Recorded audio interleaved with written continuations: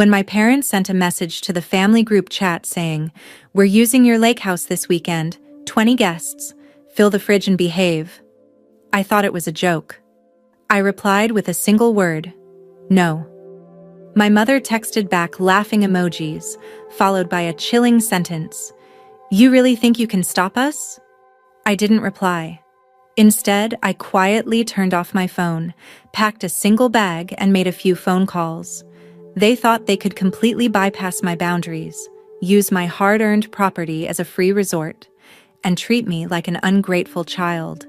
But they forgot one crucial detail. It was my house, my rules, and my lock codes. By Friday morning, my dad was screaming into my voicemail, demanding to know what I had done to the house. Follow my story until the end to see how a simple no completely ruined their weekend. My name is Chloe. I am 27 years old, and for the past 5 years, my life has revolved around survival and sacrifice. While my peers were out partying, I was working brutal 12-hour night shifts as a critical care nurse, saving every single penny to buy my absolute sanctuary, a beautiful, serene lake house up north. It was the only place where I could finally breathe. But apparently, my family viewed my hard work as their personal lottery ticket. I had just crawled into bed after a grueling shift, desperate for sleep, when my phone started buzzing uncontrollably. I rolled over, blinking against the harsh screen light, and saw my father aggressively tagging me in the family group chat. The notification layout was incredibly casual, yet completely dripping with toxic entitlement. My mother had laid out the entire plan without a single conversation beforehand. "We're using your lake house this weekend, 20 guests," she wrote, instantly volunteering my home for a massive, unannounced extended family reunion. To make matters worse, she added a demanding second line, "Fill the fridge and behave." I sat up in bed, my exhaustion instantly morphing into pure, boiling disbelief. Before I tell you what I did next to handle this ambush, comment the city you're watching from so I can see exactly how far my story has reached. I stared at my phone screen in utter silence, waiting for the punchline that I knew deep down was never going to come. This wasn't just a sudden burst of spontaneity from my parents. It was a deeply ingrained pattern of toxic entitlement that had defined my entire relationship with them. Growing up, my boundaries had never been respected, and my personal achievements were always treated as communal property. The biggest culprit of this dynamic was my younger brother, Austin.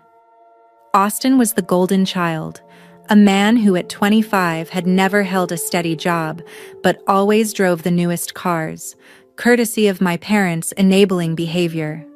Whenever Austin ruined his credit or needed rent money, my parents would turn to me, expecting me to bail him out because family helps family.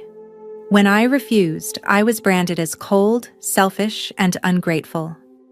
When I finally bought the lake house, my parents didn't congratulate me on my hard work. Instead, their very first reaction was to ask how many bedrooms it had so they could plan their summer vacations. They truly believed that because they raised me, they had a permanent legal right to anything I owned. This unannounced 20-guest reunion was their ultimate power move, a calculated attempt to reassert their control over my life and force me back into the role of the submissive, compliant daughter. They expected me to simply roll over, stock up the kitchen, and play the quiet host while they tore through my sanctuary. But after years of swallowing my anger, I was finally done playing their game. Taking a deep breath, I forced myself to calm down, dialed my mother's number, and waited. The moment she answered, there was no greeting, no "How was your night shift?" Instead, she immediately adopted a bright, artificial tone that made my skin crawl. "Oh, Chloe, I assume you saw the group chat. Your Aunt Susan is so excited to see the lake views." "Mom," I interrupted, keeping my voice entirely flat. "No, you cannot use the house this weekend. I just finished a brutal stretch of shifts, and I am planning on spending my days off there alone, sleeping and recovering. You need to find another venue." The line went completely quiet for a beat before my mother let out a sharp, dismissive laugh. "Chloe, don't be ridiculous. The invitations are already sent out. Your cousins are driving up from all over the state. Family doesn't charge family for a place to stay, and they certainly don't lock them out."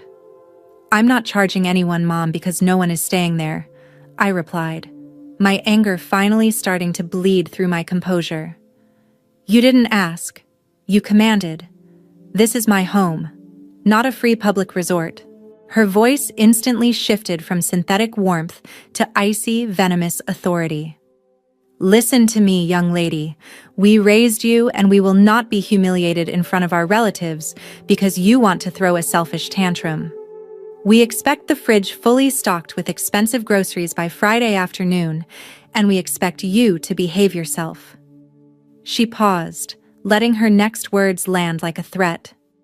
"And don't bother trying to hide. We still have that physical spare key you gave us 2 years ago when you moved in, Chloe. We are coming anyway." The moment the line went dead, the final remnants of my guilt vanished, replaced by a cold, calculating determination. My mother genuinely believed that possessing a physical spare key made her the ruler of my property. She thought her empty threats would leave me intimidated and submissive, but she completely underestimated who she was dealing with. Instead of screaming into the void or spamming the group chat with useless arguments, I sat up, pulled up my laptop, and tapped into a brilliant counter strategy that would use their own arrogance against them. First, I called a local commercial contracting company that I had been consulting with for a major, long-delayed property upgrade. I had been putting off a highly invasive plumbing and main roof drainage maintenance project because it required turning off the main water lines and tearing up parts of the upper deck. I told the manager I needed the crew to start immediately, offering a premium rate if they could lock in a 3-day window beginning exactly at 8 a.m. on Friday morning. He happily agreed and confirmed the scheduling. Next, I opened my smart home security application. When I first purchased the lake house, I had invested in an advanced, top-tier remote security ecosystem. With a few taps on my screen, I completely revoked the digital access permissions tied to the physical key override and remotely changed every single main entry lock code. I deleted the old master pins my parents had memorized and set up instant, real-time video alerts for the front gate. If anyone tried to force their way inside, my phone would record everything. The trap was officially set. I packed my bags, booked a luxury spa weekend miles away, and waited for Friday to arrive. By Friday morning, the trap was set, and I was relaxing miles away at a quiet resort. Right around 10 a.m., the front gate camera alerts began flooding my phone. I watched the live video feed as a massive, chaotic caravan of SUVs and minivans pulled into my driveway. 20 relatives, including aunts, uncles, and cousins I hadn't seen in years, poured out of the vehicles, carrying coolers, luggage, and pool floats, fully expecting a luxury weekend. Instead, they were met with absolute chaos. My parents confidently marched up to the front door, but when my dad tried to use his old physical key, the smart lock didn't even budge. He frantically punched in the old code, only to be met with a flashing red error light. Through the windows, they could see the interior was completely dark, and the kitchen fridge was entirely empty. To make matters worse, 2 massive construction flatbeds and a crew of 6 loud contractors pulled into the driveway right behind them. Within minutes, the peaceful lake breeze was replaced by the deafening sound of drilling, heavy machinery, and jackhammers tearing up the upper deck. The main water lines were instantly shut off, leaving the property with 0 running water. The relatives began arguing loudly on the lawn, swatting away dust as the contractors politely informed them the property was a hazardous active construction zone. That is exactly when my phone rang. I answered, only to hear my father screaming into the line, his voice cracking with pure rage. "What did you do to the house?" I took a slow, deliberate sip of my iced coffee, leaning back into the plush lounge chair at the spa before answering. I told you no, Dad, I said, my voice smooth, calm, and entirely unbothered. Since I knew the house would be empty this weekend, I decided it was the perfect time to schedule some emergency, long overdue maintenance. The water main is off, and the roof is being completely replaced. He let out a sound that was half screech and half growl. You did this on purpose. Your mother told everyone we had this place locked down. We have 20 people standing in your driveway with nowhere to go, and your Aunt Susan is having a meltdown. Give me the new lock codes right now and tell these workers to leave. I absolutely will not, I replied, refusing to back down even a single millimeter. It is an active construction zone, and it's completely unsafe. If anyone steps foot inside, I will have the security company remove them for trespassing. The fallout was immediate and beautiful. Because my parents had bragged so loudly about their free luxury resort, the extended family turned their absolute fury directly on them for lying and ruining the vacation. With no backup plan and humiliated in front of the entire lineage, my parents were forced to whip out their credit cards. They had to book last-minute, peak-season hotel rooms at a premium resort nearby for 20 incredibly angry people. The staggering cost of those rooms, along with feeding the massive crowd, completely bankrupted their personal vacation budget for the entire year, giving them the exact taste of consequences they deserved. 3 months have passed since that chaotic weekend, and I can finally enjoy my beautiful lake house in absolute peace. The boundaries I fought so hard to establish are now firmly carved in stone.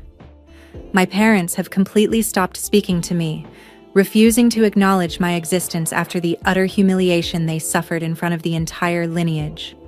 My golden child brother, Austin, tried to send me a few angry, guilt-tripping text messages, but I blocked his number without a second thought.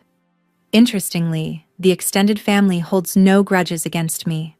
Once they learned the full truth, that my parents had completely fabricated the invitation without my knowledge, they actually respected my space and commended me for standing my ground against such blatant entitlement. Now, I'm incredibly curious about all of you who listened to my story until the end. What would you have done if you found yourself in my exact place? Did I go completely too far with my counter strategy? Or do you think my parents got exactly what they deserved for trying to exploit my hard work? Comment your thoughts below. And meanwhile, I'm leaving on the final screen 2 other incredible stories that are channel favorites, and they will definitely surprise you. Thank you so much for watching.